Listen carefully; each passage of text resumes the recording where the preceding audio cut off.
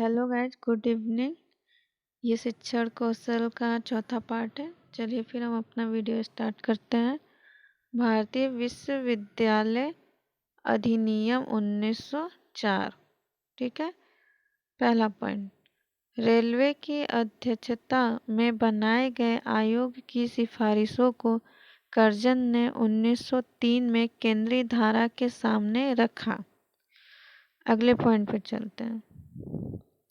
21 मार्च 1904 को इन सिफारिशों को सभा की मंजूरी मिल गई तथा इसे भारतीय विश्वविद्यालय अधिनियम 1904 के रूप में जाना गया।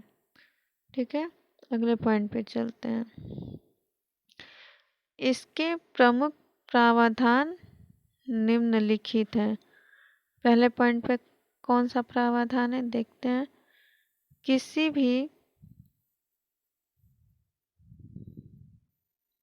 भी विश्वविद्यालय में सीनेट में कम से कम 50, किसी भी विश्वविद्यालय में कम से कम 50, अधिक से अधिक 100 सदस्य होंगे जिसका कार्यकाल कितना होगा, 5 वर्ष का होगा। अगले पॉइंट पे चलते हैं। प्रत्येक विश्वविद्यालय की सीनेट में उच्च निर्वाचित सदस्य भी होंगे जिनकी संख्या कलकत्ता, मुंबई तथा मद्रास विश्वविद्यालयों में कम से कम 20, कितने, कम से कम 20 कलकत्ता, मुंबई, मद्रास में, और अन्य विश्वविद्यालयों में कम से कम 15 होंगे। अगले पॉइंट पर चलते हैं।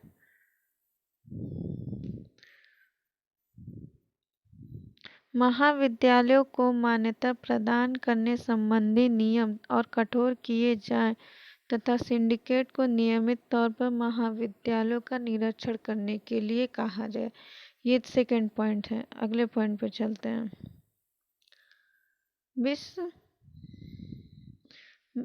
विश्वविद्यालयों का कार्यक्षेत्र निर्धारित किया जाए तथा विश्वविद्यालयों में शिक्षण कार्य एवं शोध कार्य भी शुरू की जाए।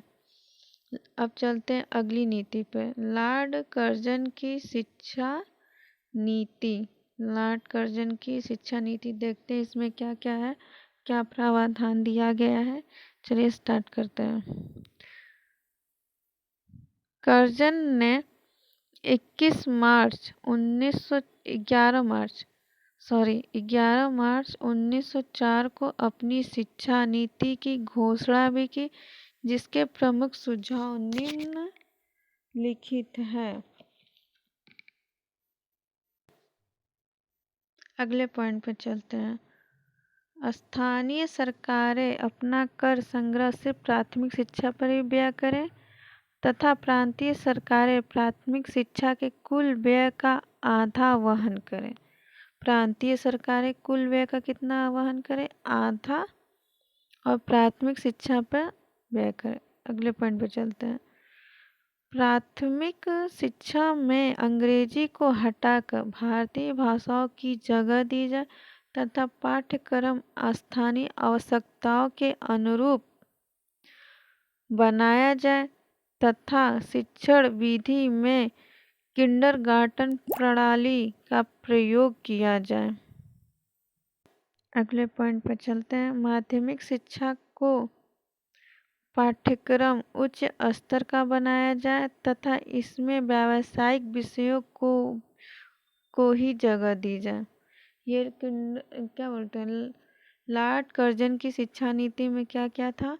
एक था कि इन्होंने प्रमुख सुझाव दिए। पहला सुझाव क्या दिए थे इन्होंने कि स्थानीय सरकारें प्राथमिक शिक्षा पर व्यय करेंगे और प्रांतीय सरकारें प्राथमिक शिक्षा के कुल व्यय का आधा वहन करेंगी। दूसरा क्या था कि अंग्रेजी को हटाकर भारतीय भाषाओं में जगह दी जानी चाहिए। और क्या दिए थे लॉर्ड कर्जन ने, और शिक्षा विधि कौन सी होनी चाहिए, किंडरगार्टन प्रणाली होनी चाहिए। और क्या बोले थे कि शिक्षा जो हो व्यावसायिक विषयों का, मतलब व्यावसायिक विषयों को भी जगह दी जाए। ठीक है। अब अगला चलते हैं। कौन सी नीति,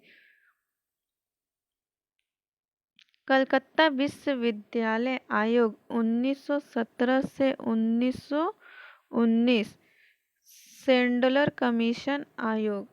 इसकी पृष्ठभूमि देखते हैं क्या है। पृष्ठभूमि: सरकार लंबे समय में उच्च शिक्षा में सुधार के बारे में सोच रही थी। ठीक, इसमें क्या था कि सरकार उच्च शिक्षा को सुधार करने के बारे में सोच रही थी। अगले पॉइंट पर चलते हैं।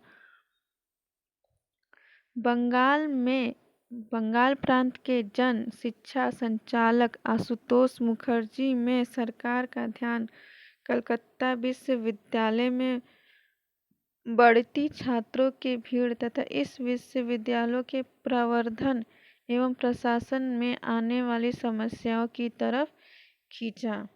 ठीक है, कलकत्ता विश्वविद्यालय आयोग का कमीशन में क्या है कि बंगाल प्रांत में विश्वविद्यालय में इतनी भीड़ इकट्ठा हो रही थी कि ये इस प्रशासन को समस्याओं ने अपनी तरफ खींचने लगा। अगले पॉइंट पे चलते हैं। विश्वविद्यालयों में छात्रावास की सुविधा देने, स्नातक कराए आदि चलने के लिए भी मांग उठ रही थी। ओके, अगले पॉइंट पे इसका परिणाम क्या निकला। परिणाम ये निकला, इन सभी बिंदुओं को खासकर कलकत्ता विश्वविद्यालय की समस्याओं के अध्ययन के लिए इंग्लैंड की लीड्स यूनिवर्सिटी के कुलपति माइकल सैंडलर की अध्यक्षता में 14 सितंबर 1917 में एक आयोग का गठन किया गया।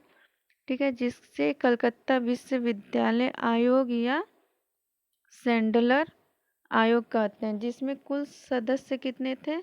7 सदस्य थे। 7 सदस्य थे। लगभग 70 महीने के गहन अध्ययन के बाद, जिसमें माध्यमिक शिक्षा का अध्ययन भी शामिल था, आयोग ने मई 1919 में अपनी रिपोर्ट प्रस्तुत की, जो 17 भागों में विभाजित है। हम आयोग की सिफारिशों को 3 भागों में बांट सकते हैं। परिणाम में क्या निकला था कि 14 सितंबर 1917 में एक आयोग गठन किया गया, जिसे कलकत्ता विश्वविद्यालय आयोग सेंट्रल कमीशन आयोग कहा गया। इसमें 17 महीने अध्ययन किया गया, जिसमें 7 सदस्य थे। ठीक है, और 17 भागों में इस रिपोर्ट को प्रस्तुत किया गया। किस सन में प्रस्तुत किया गया? मई के 1919 में। इस आयोग की सिफारिश में 3 भाग में बांटा गया। ठीक है, पहला देखते हैं क्या है। माध्यमिक शिक्षा के लिए सुझाव। ठीक, दूसरा है क्या? सभी विश्वविद्यालयों के लिए सुझाव। तीसरा क्या है? कलकत्ता विश्वविद्यालयों के लिए सुझाव। यानी ये 3 सुझाव दिए गए कलकत्ता विश्वविद्यालय में। पहला सुझाव माध्यमिक सुझाव, दूसरा है सभी विश्वविद्यालयों के लिए, और तीसरा क्या है? कलकत्ता विश्वविद्यालयों के लिए। अब अगले पॉइंट पे चलते क्या है। पहला पॉइंट क्या था? माध्यमिक शिक्षा के लिए सुधार। क्या क्या इसमें सुधार किया गया, चलिए देखते हैं। पहला क्या है? अंग्रेजी तथा गणित को छोड़कर सभी विषय क्षेत्रीय भाषा में पढ़ाए जाए। दूसरा क्या था? इंटरमीडिएट की कक्षाएं विश्वविद्यालय से अलग कर दी जाए। तीसरा पॉइंट क्या? या तो इंटर कॉलेज अलग से खोले जाए या इनकी कक्षाएं हाई स्कूलों में जोड़ दी जाए। अगले पॉइंट पर चलते। इंटर कक्षाओं में कला, वाणिज्य, विज्ञान, चिकित्सा, इंजीनियरिंग आदि की कक्षाएं दी जाएं। अगले पॉइंट में, प्रत्येक प्रांत में माध्यमिक शिक्षा बोर्ड स्थापित किए जाए, जो इंटर हाई स्कूल के विद्यालयों को मान्यता प्रदान करे और मानकों के अनुसार निगरानी करे। अगले पॉइंट पे चलते। इंटर की कक्षाओं में शिक्षक छात्र का अनुपात कम से कम रखा जाए। ठीक है, क्या क्या था इसमें मुख्य, मतलब माध्यमिक शिक्षा के लिए सुझाव में मुख्य क्या क्या था कि अंग्रेजी गणित को छोड़कर सभी विषय किसमें हो? क्षेत्रीय भाषा में होनी चाहिए। और इंटरमीडिएट की कक्षा विश्वविद्यालय से एकदम अलग कर देनी चाहिए थी ये। और अगला पॉइंट क्या था इसमें? इंटर कॉलेज अलग से खोले जाए और हाई स्कूल की कक्षाएं उसमें जोड़ दी जाए। मतलब जो कक्षा 10 तक की कक्षाएं थी वो माध्यमिक शिक्षा में जोड़ दी जाए और इंटर की कॉलेज को अलग खोल दिया जाए। इंटर कक्षाओं में कला, वाणिज्य विज्ञान यानी इंजीनियरिंग सब आदि विषय जोड़ दिए जो व्यावसायिक रूप से रिलेटेड है। प्रत्येक प्रांत में यानी हर एक प्रांत में माध्यमिक शिक्षा बोर्ड स्थापित करना है और हाई स्कूल के विश्वविद्यालयों को मान्यता प्रदान करना था। और शिक्षक और छात्र का अनुपात कम से कम होना चाहिए। सेकेंड पॉइंट क्या था कि सभी विश्वविद्यालयों के लिए सुझाव क्या रखा गया था, इसमें सुझाव देखते हैं। पहला पॉइंट, विश्वविद्यालयों को सरकारी नियंत्रण तथा माध्यमिक शिक्षा के भार से मुक्त किया जाए। यानी विश्वविद्यालय को सरकारी नियंत्रण से माध्यमिक शिक्षा के भार को मुक्त करना था। यानी माध्यमिक शिक्षा का भार विश्वविद्यालय से मुक्त करना था। अगले पॉइंट पर चलते हैं। विश्वविद्यालयों में सीनेट के स्थान पर फोर्ट तथा सिंडिकेट के स्थान पर कार्यकारिणी परिषद का गठन किया जाए। ओके, अगले पॉइंट पर चलते हैं। विश्वविद्यालय में पाठ्यक्रम निर्माण तथा परीक्षा संबंधी नियम आदि तैयार करने के लिए अध्ययन बोर्ड की स्थापना की जाए तथा विद्युत परिषदों यानी एकेडमिक काउंसिलिंग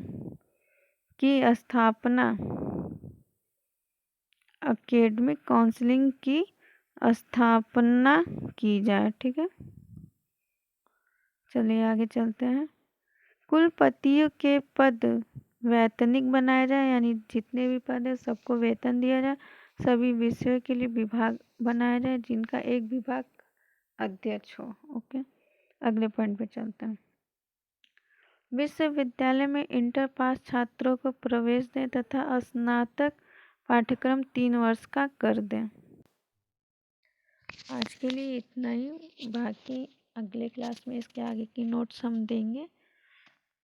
प्लीज़ ज़्यादा से ज़्यादा शेयर करें, लाइक करें, जिससे हम जल्द से जल्द आगे के और नोट्स ज़्यादा मात्रा में अपलोड करें, ताकि सुपर टेट के एग्ज़ाम के आने से पहले हम सोच रहे हैं कि सारा विषय के नोट्स हम दे दें आप लोगों को, वो भी फ्री में। क्योंकि मैंने जब मैं पढ़ रही थी तो बनाई थी, तो सोचे आप लोग के साथ शेयर कर लूँ। Thank you.